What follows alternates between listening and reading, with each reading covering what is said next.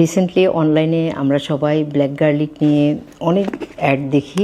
So আমারও জিনিসটা আসলে ইন্টারেস্টিং মনে হয়, আমিও অর্ডার করি এবং এটা এখন ট্রাই করে দেখব আসলে কেমন।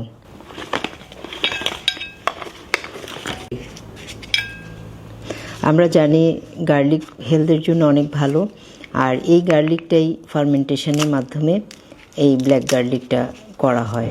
আমি আসলে খুবই এক্সাইটেড একটু টেস্ট করে দেখার জন্য। ওয়াও, একদম সফট। একটু খেয়ে দেখি আগে।